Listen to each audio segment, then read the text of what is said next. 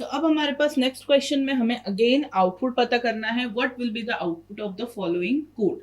तो हमारे कोड में हमारे पास एक वेरिएबल है x, जिसकी इनिशियल वैल्यू हमने दी है 1। फिर उसके बाद हमारे पास है एक while लूप, जिसमें हम कंडीशन लिख रहे हैं कि x is less than equals to 10। तो ये लूप कब तक रन करेगा, जब तक x की वैल्यू या तो 10 से कम है या 10 के बराबर है। फिर उसके बाद इस while लूप के अंदर हम एक printf स्टेटमेंट लिख रहे हैं, जिसके अंदर हम प्रिंट करा रहे हैं x की वैल्यू। इस printf स्टेटमेंट के बाद हम एक if स्टेटमेंट लिख रहे हैं, जिसके अंदर हम लिख रहे हैं if x is equals to 5। अगर x की वैल्यू 5 होती है तो उस केस में हम क्या एग्जीक्यूट करेंगे, कंटिन्यू स्टेटमेंट। राइट। उसके बाद ये इफ स्टेटमेंट का हिस्सा नहीं, क्योंकि अगर हमें दो स्टेटमेंट्स एक साथ लिखने होते तो उस केस में हम क्या करते, ब्रेसेस का यूज करते।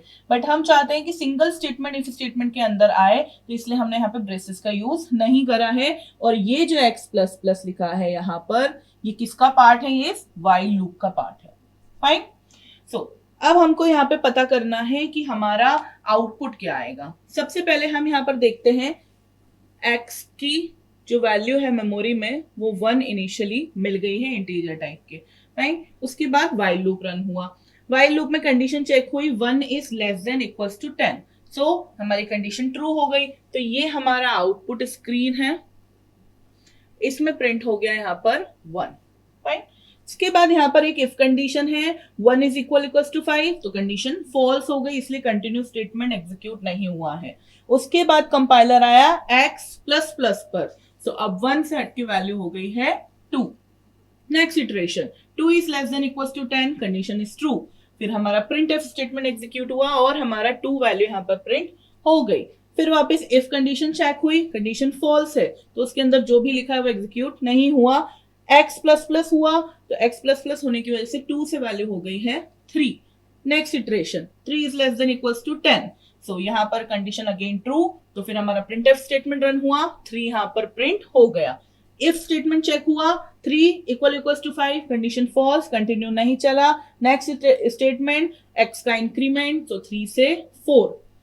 नेक्स्ट इटरेशन में हम आए यहाँ पर, तो यहाँ पे क्या हुआ है, 4 is less than equals to 10, condition again true. तो प्रिंट एफ स्टेटमेंट एग्जीक्यूट हुआ और 4 यहाँ पर प्रिंट हो गया।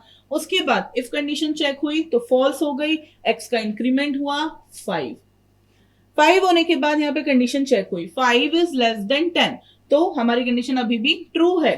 तो प्रिंट एफ होने की वजह से यहाँ पे वैल्यू प्रिंट 5 हो गई है। उसके बाद अब इफ में यहाँ पर चेक हो रहा है 5 इक्वल्स टू 5, तो कंडीशन क्या हो गई है, ट्रू हो गई है। कंडीशन ट्रू होने की वजह से अब कंपाइलर रीड कर सकता है कंटिन्यू स्टेटमेंट।